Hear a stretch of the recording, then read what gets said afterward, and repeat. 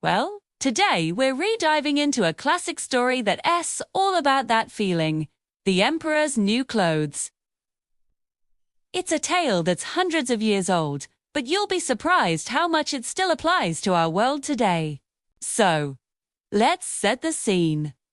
Once upon a time, there lived an emperor who was obsessed with fashion. He spent all his money on fancy clothes and cared more about his outfits than anything else. He had a different coat for every hour of the day, and instead of taking care of his kingdom, he was always in his dressing room, admiring his wardrobe. One day, two swindlers arrived in the city. They heard about the emperor's love for clothes and came up with a brilliant, wicked plan. They announced that they were weavers who could create the most magnificent fabric imaginable. This fabric wasn't just beautiful, they claimed, it was also magical. It was completely invisible to anyone who was incompetent at their job or just plain stupid. Of course, the emperor heard this and was immediately intrigued. Wow, he thought, if I had a suit made from this fabric, I could finally figure out who in my kingdom is unfit for their role, and I'd know who's smart and who's not. I must have this fabric. He gave the two swindlers a huge sum of money and ordered them to start weaving right away. The two tricksters set up two looms and pretended to work day and night. But in reality, there was nothing on the looms at all. They were just weaving with thin air. Yet, they kept asking for more silk and gold thread, which they secretly stashed away for themselves. After a while, the emperor got curious. I wonder how they're getting on with my fabric, he thought, but then he remembered the catch. The fabric was invisible to anyone who was incompetent or stupid. He felt a little nervous. What if he couldn't see it? He decided to send his most trusted old minister to check on the progress. He's wise and honest, the emperor reasoned. He'll surely be able to see the fabric. So, the old minister went to the room where the weavers were working. He saw them gesturing at the empty looms. His eyes went wide. He couldn't see a single thread. Oh no, he panicked internally. Can it be that I'm stupid? Or bad at my job? I can't let anyone know this. So, when the weavers asked him what he thought of the beautiful patterns and colors, he played along. Oh, it's absolutely magnificent, he exclaimed. I will tell the emperor how splendid it is. He went back and told the emperor all about the gorgeous fabric.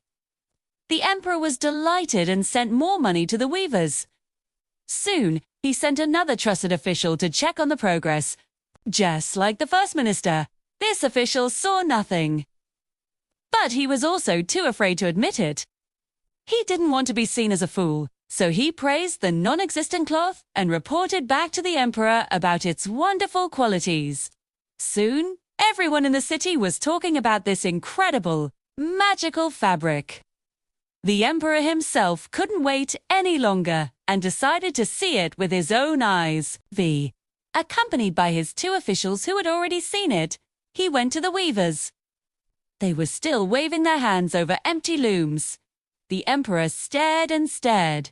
He saw nothing. Absolutely nothing. A cold sweat ran down his back. Am I unfit to be emperor? Am I stupid? He thought, terrified. But he couldn't let on, so, he declared, it's truly breathtaking. The patterns are exquisite. His officials all nodded in agreement. Yes, Your Majesty, truly a masterpiece. They all advised him to wear a suit made from this new material for the upcoming grand procession through the city. The night before the procession, the swindlers stayed up all night, pretending to cut and sew the invisible fabric. They held up invisible scissors and sewed with needle and no thread. In the morning, they announced, "Behold, the emperor's new clothes are ready." The emperor arrived, and the swindlers pretended to dress him. Here are the trousers, here is the shirt, and here is the magnificent cloak, they said, gesturing as if they were holding clothes. The emperor stood in his underwear, but everyone around him whooped and oaked at his new suit. And so, The procession began. The emperor walked proudly under a grand canopy, and all the people lining the streets shouted, "Look at the emperor's new clothes! How beautiful they are!" Shun, no one wanted to admit they couldn't see anything for fear of being labeled stupid or incompetent. Everyone was living the same lie. But then, a little child in the crowd, who didn't know any better, pointed and cried out, "But he isn't wearing anything at all. He has no clothes on." A hush fell over the crowd. Fee. Then the child's father whispered, "Listen to the innocent child. He's not wearing anything." Soon the whisper spread like wildfire. "He has no clothes on. The child is right. The emperor is naked." Everyone started shouting. The emperor heard them and shuddered.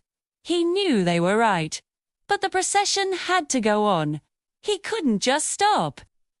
So he held his head even higher and continued walking, whilst attendants scrambled behind him, holding up a train that wasn't even there. And that's the story of the emperor's new clothes. It's a funny tale, but it also teaches us something really important about peer pressure, pride, and the courage it takes to speak the truth, even when everyone else is silent. Sometimes, it's the most innocent voice that sees things most clearly.